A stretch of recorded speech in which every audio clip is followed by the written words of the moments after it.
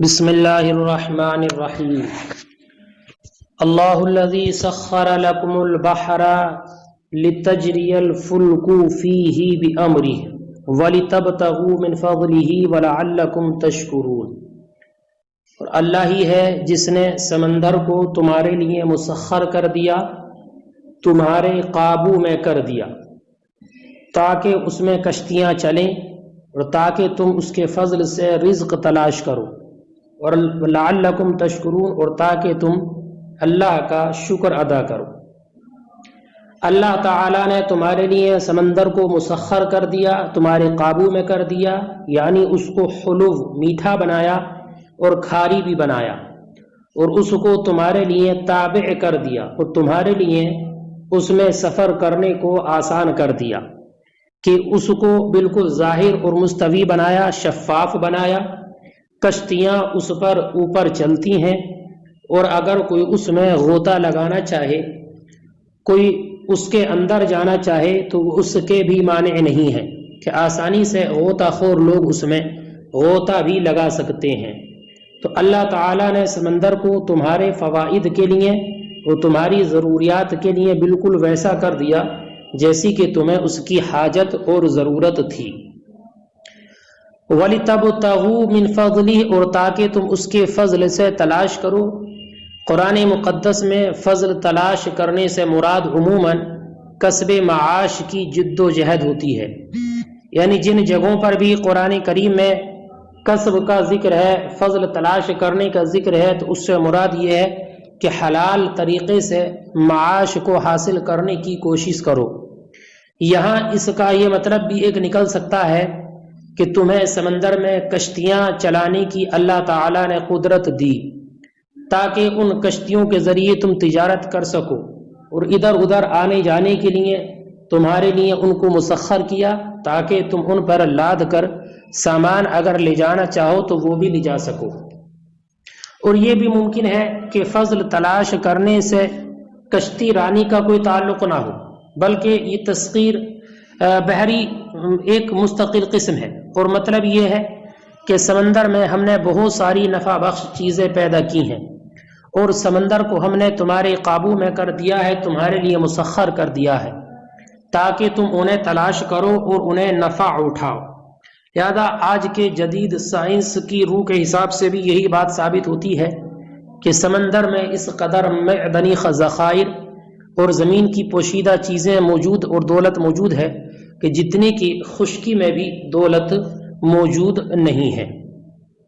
آگے اللہ نے فرمایا وَسَخَّرَ لَكُم مَّا فِي السَّمَاوَاتِ، اور تمہارے قابو میں کر دیا، تمہارے نفع کے لیے پیدا کیا وہ جو آسمانوں میں ہے، یعنی اگر آسمان کو اللہ نے بنایا تو وہ بھی تمہاری خاطر، اس میں جو چیزیں پیدا کی، سورج کو بنایا، چاند کو بنایا، ستاروں کو پیدا کیا، آسمان سے پانی برسایا، یہ اس کے علاوہ اور بھی چیزیں ہیں۔ وما فی الارض، اور وہ تمام نعمتیں جو زمینوں میں ہیں، دابہ جانور ہیں طرح طرح کے، اس کا ذکر ما قبل میں بھی کئی جگہ گزر چکا ہے کہ قسم قسم کے جانور اللہ تعالی نے تمہارے لیے پیدا کیے، تمہارے نفع کے لیے، کہ تم ان میں سے بعض کو اپنی کھیتیوں کے کام میں لاتے ہو، زمین جوتتے ہو، بعض پر بوجھ لادتے ہو، بعض سے سفر کرتے ہو، اور بعض ایسے جانور ہیں کہ جن کا دودھ پیتے ہو، بعض کا گوشت کھاتے ہو، یہ سب تمہارے لیے۔ شجر پیدا کیے، درخت وغیرہ نباتات کو اگایا، نہروں کو جاری کیا، کشادہ راستے تمہارے لیے زمین میں پیدا کیے، تو یہ سب کے سب تمہارے لیے، تمہارے واسطے، تمہارے نفع کی خاطر اللہ نے پیدا کیے ہیں۔ بے شک اس میں ضرور نشانیاں ہیں ایسے لوگوں کے لیے جو اس میں غور و فکر کرنے والے ہوں، اور ان میں غور و فکر کر کے اللہ پر ایمان لانے والے ہوں۔ اللہ فرماتا ہے اللہ الذی سخر لکم البحر، بے شک اللہ ہی ہے جس نے تمہارے قابو میں کر دیا ہے سمندر کو، لتجری الفلک السفن، سفینہ کی جمع، فیہ بامری، تاکہ اس میں چلیں کشتیاں اس کے امر سے، اس کے اذن سے، وَلِتَبْتَغُوا تَطْلُبُوا بِالتِّجَارَةِ، اور تاکہ تم تجارت سے تلاش کرو اس کا فضل، اس کے رزق کو، وَلَعَلَّكُمْ تَشْكُرُونَ، اور تاکہ تم اللہ کا شکر ادا کرو۔ وَسَخَّرَ لَكُم مَّا فِي السَّمَاوَاتِ وَمَا فِي الْأَرْضِ، اور تمہارے لیے مسخر کیا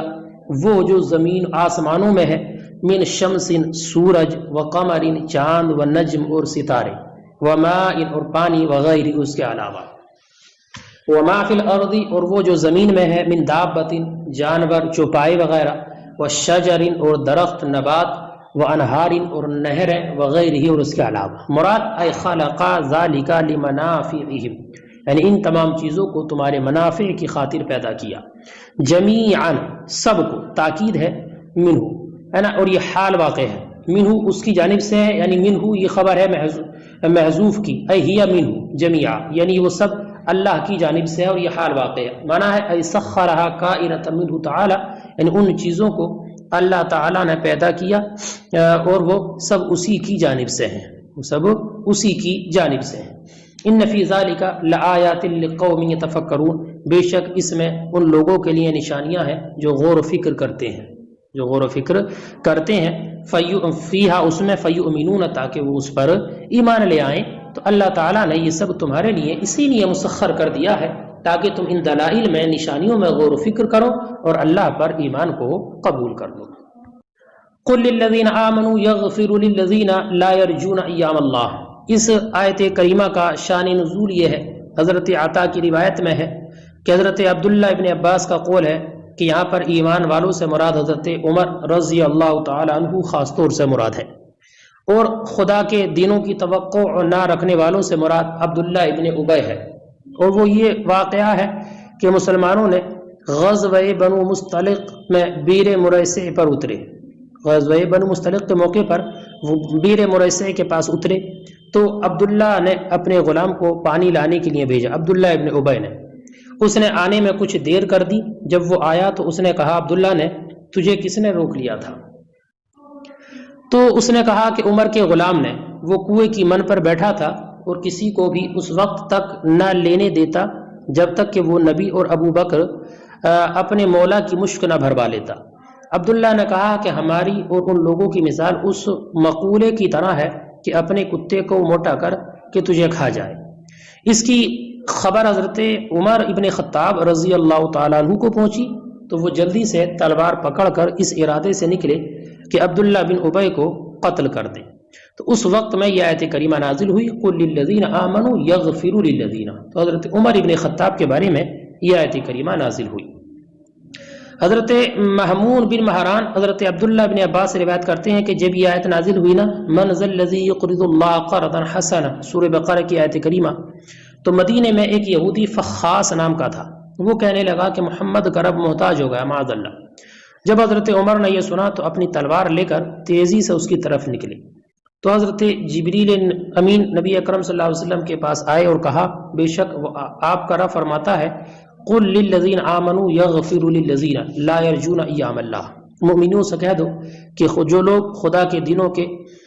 توقع نہیں رکھتے ان سے درگزر کریں۔ اور یہ بتایا کہ عمر تلوار لے کر اس یہودی کی طرف نکلے ہیں۔ رسول اللہ صلی اللہ علیہ وسلم نے کسی کو حضرت عمر کے پیچھے بھیجا اور جب وہ آئے تو آپ نے فرمایا اپنی تلوار رکھ دو۔ انہوں نے کہا یا رسول اللہ آپ نے سچ فرمایا، میں گواہی دیتا ہوں کہ آپ حق کے ساتھ بھیجے گئے ہیں۔ آپ نے فرمایا کیونکہ تیرا رب یہ فرماتا ہے قل للذین آمنوا یغفروا للذین لا یرجون ایام اللہ۔ یہ حکم اس وقت کا ہے کہ کافروں کو درگزر کرو جس وقت کے ان کے ساتھ جہاد کرنے کا امر نازل نہیں ہوا تھا۔ قل للذین آمنوا، آپ فرما دیجیے ان سے جو ایمان لائے، یغفروا للذین لا یرجون، درگزر کرے ان کو جو امید نہیں رکھتے، یخافون نہیں ڈرتے اللہ کے دنوں سے، اے وقائعہ، یعنی ان کے واقع ہونے سے، ان کے آنے سے امید نہیں رکھتے ہیں۔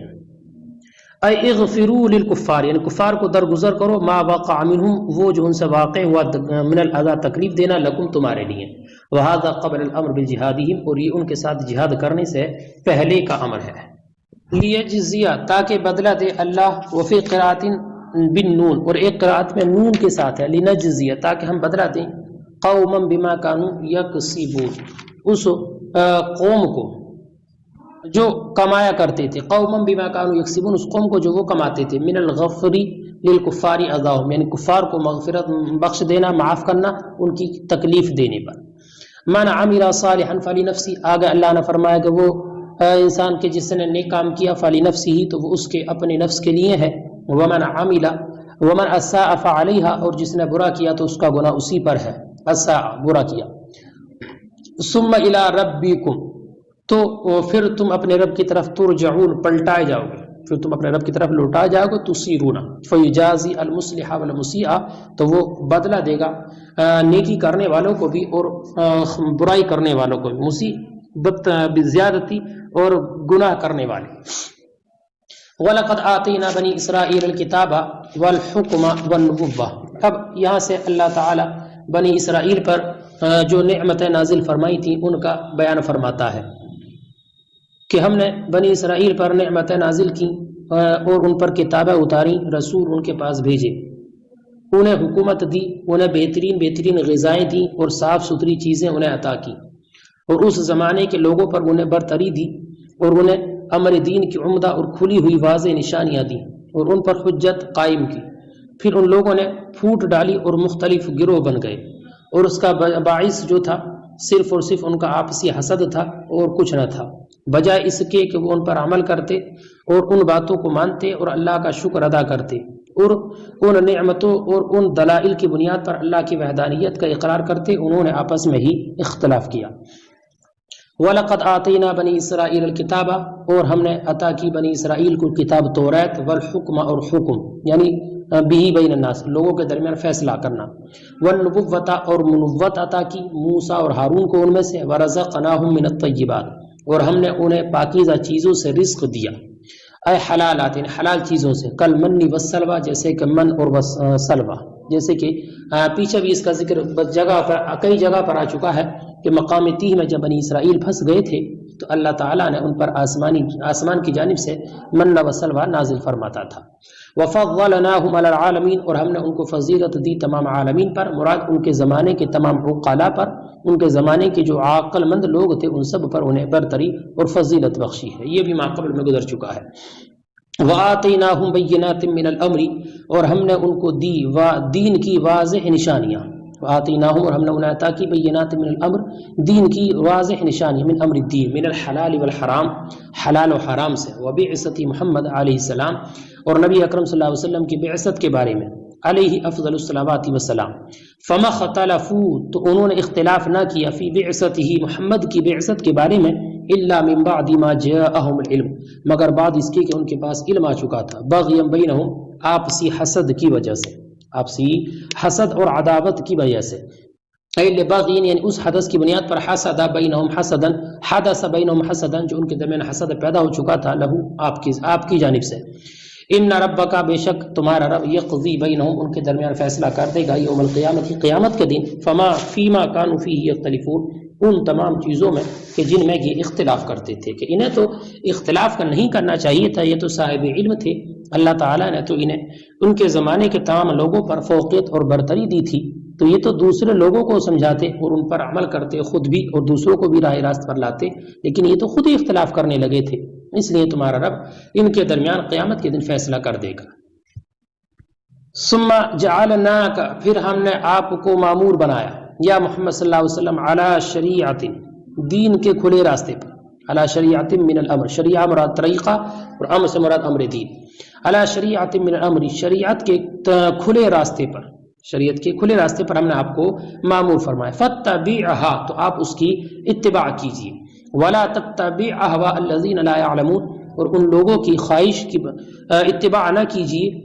جو جانتے نہیں۔ ما قبل میں بھی آیت کریمہ گزری تھی کہ کافر یہ کہتے تھے کہ ہم آپ کی بات مانتے ہیں، آپ ہماری بات مانو، کہ ہم آپ کے معبود کی عبادت کریں گے، تم ہمارے معبودوں کی عبادت کرو، تو اللہ نے فرمایا آپ کو جو اللہ نے حکم دیا ہے اور آپ اس پر عمل کریے اور ان کی بات پر کان نہ لگائیے، ولا تتبع اہواء الذین لا يعلمون اور اس کی اتباع نہ کیجیے جو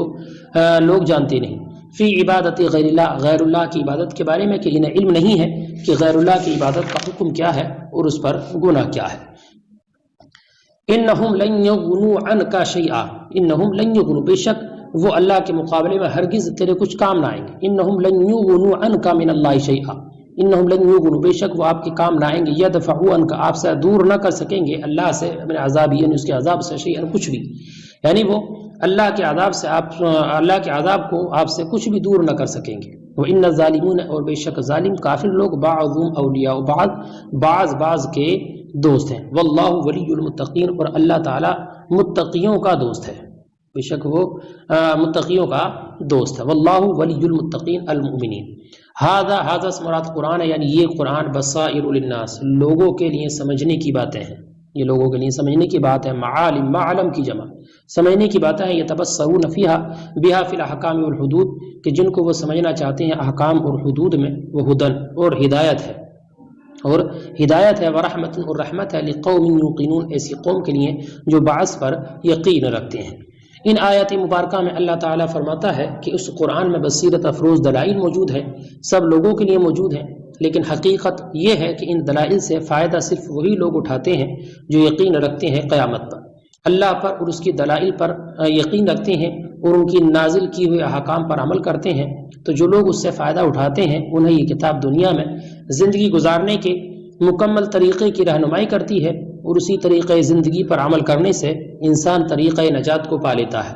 اور اللہ کی رحمت کا دوسرا پہلو یہ ہے کہ قرآن زندگی گزارنے اور اس دنیا میں پرامن رہنے کے لیے سب انسانوں کے لیے ایسے متناسب اور متوازن